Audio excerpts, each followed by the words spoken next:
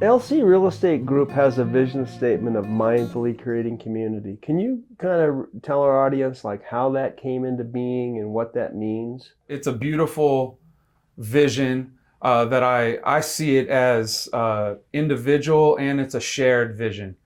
So if you asked each of the people at LC, each of the partners, you might get a different answer. But for me, mindfully creating community is what drives and sources and impacts how I speak and communicate and what I do and where I choose to serve in our community. So when I'm out there, it's not Rollin as a broker at a board meeting. It's Rollin representing mindfully creating community, our group here, and I'm being spoken through in that way as a way to contribute is how I see it in action.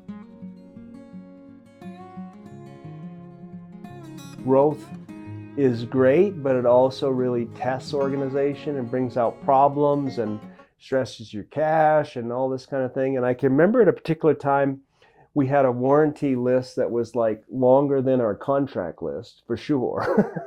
And we were having problems, and then we lost a superintendent.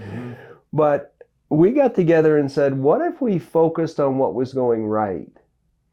And about that time, we also started, you and I started the seed group, which we started just with I'll tell my account of it and then you tell yours. We started just, with a couple of us starting around, and we find a book we'd read, we'd have a mindfulness practice, we'd get to know each other on a different level. And my account for it is it was the two of us, and then, like 6 months later, the room was full of different people. What's your recount of that experience in the seed group and what it's meant here at LC Real Estate Group? Yeah, it's very similar to your same account. It starts with just a willingness to take a look and be present. And I remember sitting in the room with you and just feeling like I wanted to contribute, and I felt like the best way that I could do that for the sake of the whole company and myself was to look at myself. And I think when people create safe environments where they're authentically and vulnerably looking at themselves, it's contagious, and others feel safe to also do that without consequence. And it really leads to some great breakthroughs and transformations and insights. And those are the insights and things that keep us humble in front of our family, and they see that difference. I'm serving on the food bank for Larimer County board of directors here in town in Loveland, Colorado. And I just finished 2 3-year terms at the Loveland Chamber of Commerce.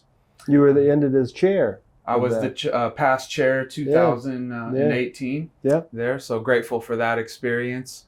And then I'm part of a group that's creating a new nonprofit here for nature-connected coaching in Colorado.